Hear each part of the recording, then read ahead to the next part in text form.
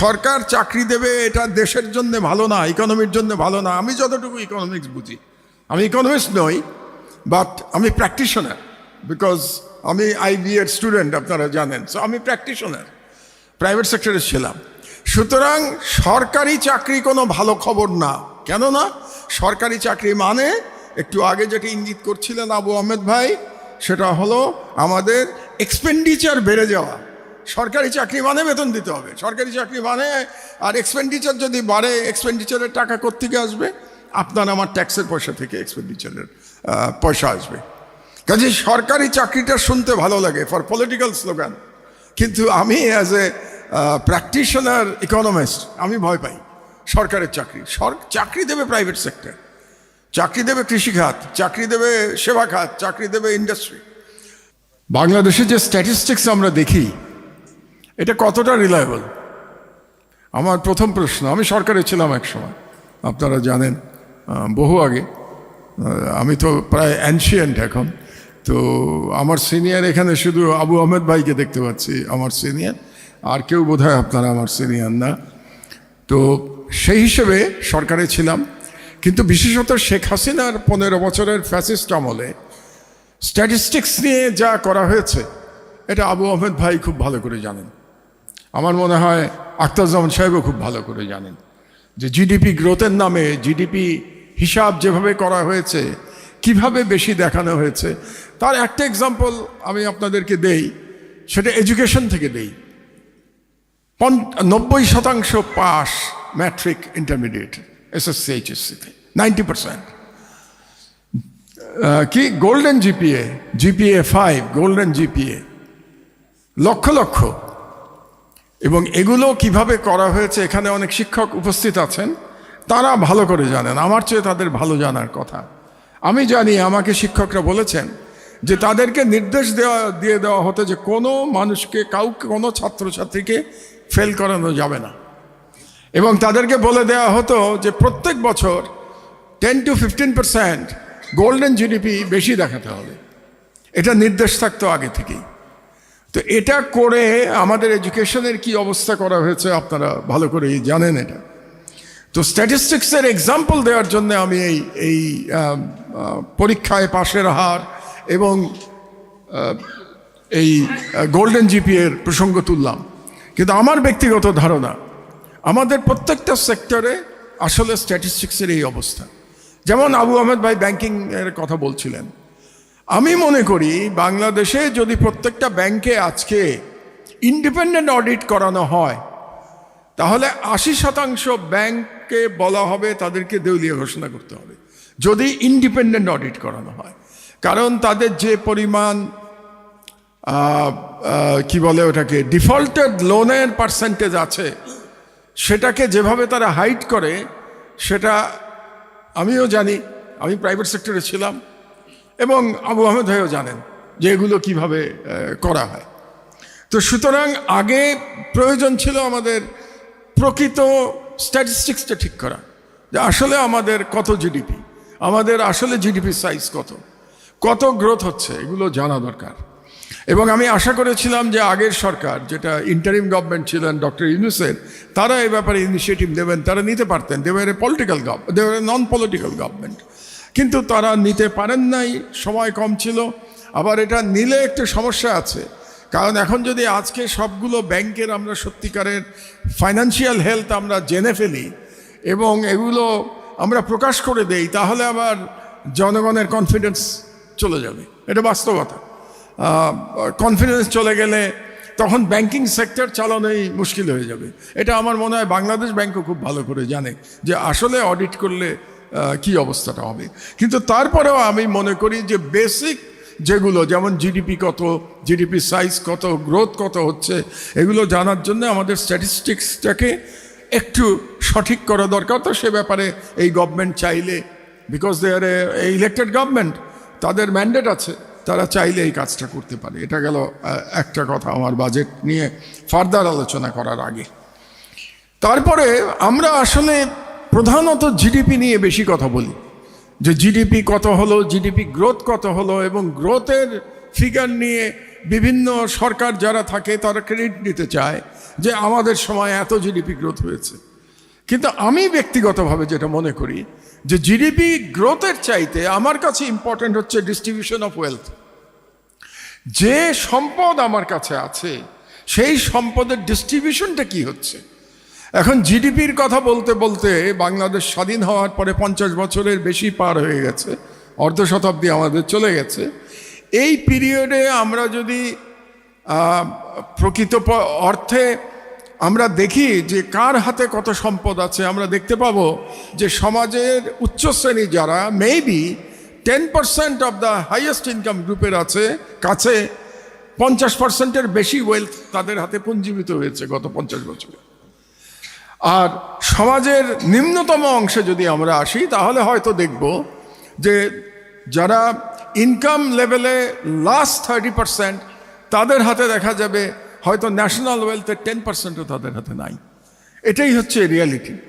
তাহলে যদি আমরা ডিস্ট্রিবিউশন অফ ওয়েলথ ঠিক করতে না পারি তাহলে দেশের জিডিপি যতই বাড়ুক কমন পিপলের কি বলবো তাদের ভাগ্যের উন্নয়ন এটা সম্ভব হবে না, এটা ভাগ্যের উন্নয়ন হবে না। কাজে আমার কাছে আমার মেম্বার অফ দ্য পার্লামেন্ট এখানে দুজন আছেন, young member of the parliament, তাদের কাছেও আমার এটাই বলার থাকবে যে তারা যখন পার্লামেন্টে কথা বলেন আপনাদের ডিস্ট্রিবিউশন অফ ওয়েলথ নিয়ে বেশি কথা বলা উচিত, যে যাতে দরিদ্র মানুষের ভাগ্যের উন্নয়ন হয়। আদারওয়াইজ ওই যেটা হবে যে ধনী ব্যক্তি যারা তারা আরও ধনী হতে থাকবেন, মনে হবে অ্যাপারেন্টলি মনে হবে দেশের উন্নতি হয়েছে, জিডিপি গ্রোথ হয়ে গেছে 6%, 7%, কিন্তু তাতে করে সমাজের বৃহত্তর অংশের অর্থনৈতিক অবস্থার উন্নয়ন হবে না। তো এটা গুরুত্বপূর্ণ বলে আমি মনে করি। 3 নম্বরে আমরা একটু আসি যে জিডিপি গ্রোথ নিয়েও যদি কথা বলি তো জিডিপি গ্রোথ কোত্থেকে আসবে। বেসিক্যালি 3টা সেক্টর নিয়েই তো আমরা কথা বলি। একটা হচ্ছে কৃষি, আর একটা হচ্ছে ইন্ডাস্ট্রিয়াল সেক্টর, আর একটা হচ্ছে সার্ভিস সেক্টর। এই 3টা সেক্টরের যোগফল করেই তো আমরা জিডিপি ক্যালকুলেশন করি। তো এখন আমাদের একজন এর আগে বলছিলেন যে পেঁয়াজের দাম পাচ্ছেন না। তো কৃষি সেক্টরে যদি এরকম অবস্থা হয় যে কৃষক এত পরিশ্রম করে তার পেঁয়াজের দাম পাচ্ছেন না, আরেকজন আমাকে বলছিলেন সেদিন যে তিনি ধানের দাম পাচ্ছেন না, তা তিনি ধান প্রোডাকশন করতে তার যে কস্ট হয়েছে এখন মার্কেট প্রাইস তার থেকে অ্যাবাউট 20%, 30% কম। তাহলে একজন কৃষক কিভাবে সার্ভাইভ করবে? সুতরাং যখনই আমরা বাজেট প্রণয়ন করব তখন এই কৃষি সেক্টরে যাতে তাদের অন্তত কস্ট অফ প্রোডাকশনটা তারা পেয়ে যায় কৃষকরা, সেটা এনশিওর করতে হবে। এই এনশিওর করবার জন্য বাজেটে কি প্রভিশন লাগবে এই প্রভিশন আমাদেরকে করতে হবে। এখন কেউ হয়তো বলবেন যে তারা প্রফিটও তো করে, তো প্রফিট যেটা করবে সেটার লাভ তো আমরা নিতেই পারি ফ্রম দ্য ট্যাক্সেশন। ট্যাক্সেশন নিয়ে আমরা অনেক কথা বলেছি। প্রফিটেটা সরকার যদি চায় তাহলে ট্রান্সপারেন্ট পদ্ধতির মাধ্যমে প্রফিটের পার্সেন্টেজ নেওয়ার সুযোগ আছে সরকারের থ্রু ট্যাক্সেশন, প্রপার ট্যাক্সেশন। কিন্তু যাতে এই প্রান্তিক চাষিরা একেবারে দেউলিয়া না হয়ে যায় তো তাদেরকে সার্ভাইভ করতে হবে। তো তাহলে একটা গেল কৃষি।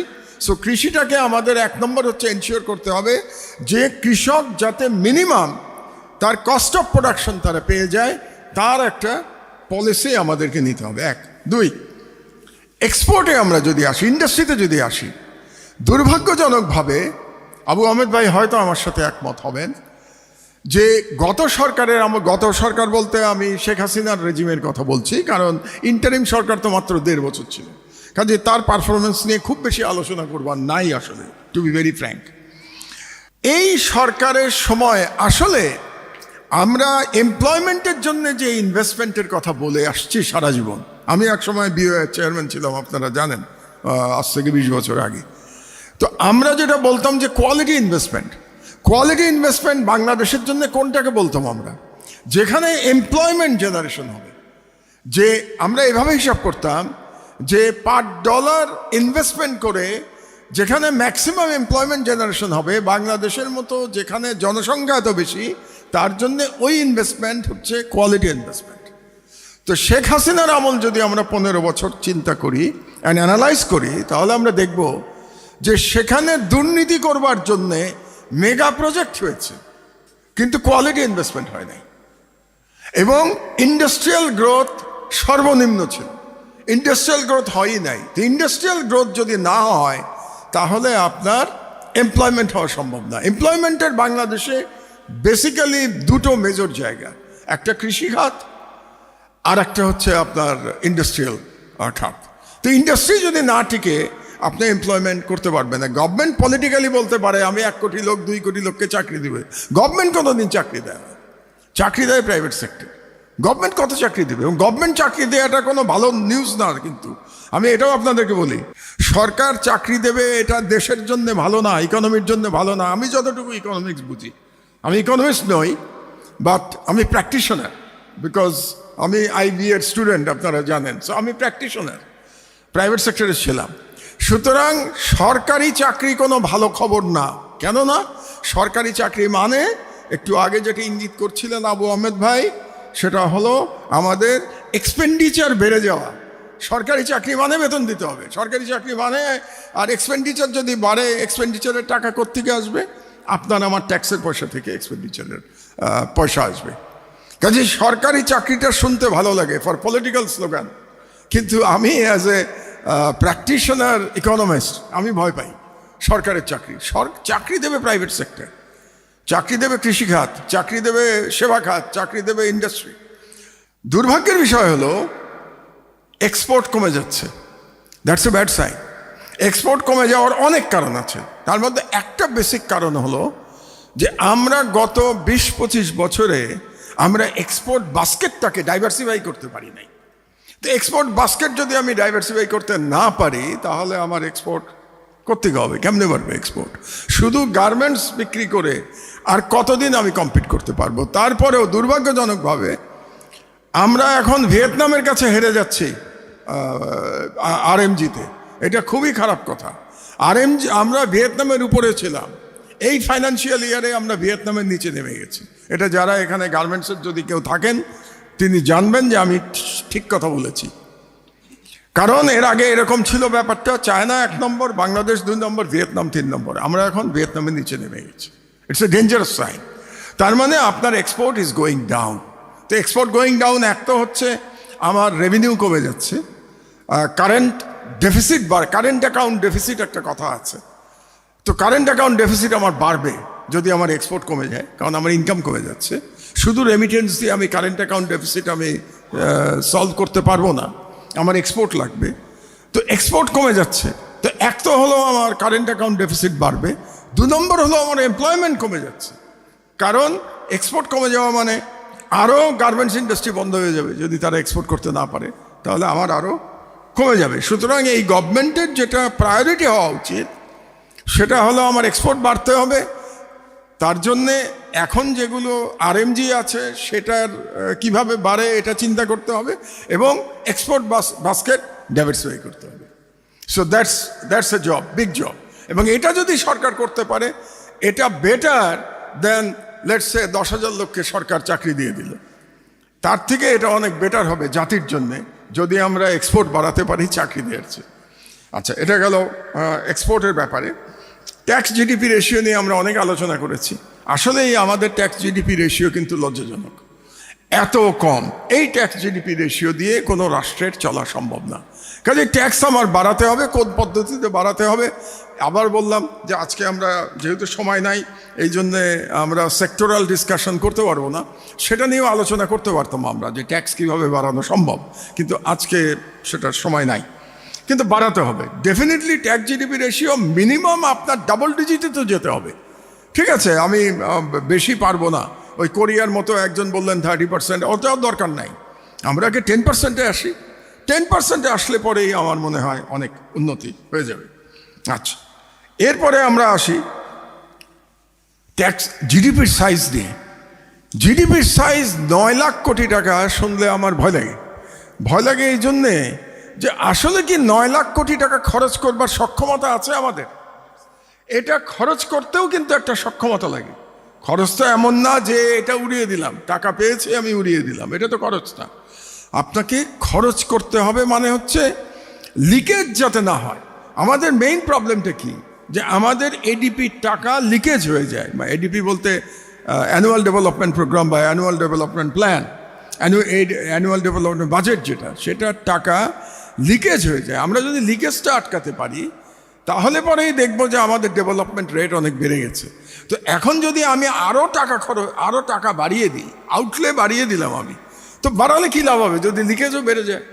বরং আমি সক্ষমতা ছাড়া যদি বাজেট বাড়াই তাহলে পরে করাপশনের চান্স আরও বাড়বে, করাপশনের সুযোগ আরও বাড়বে। কাজেই এগুলো সব পলিটিক্যাল গিমিক, যে আমার সময়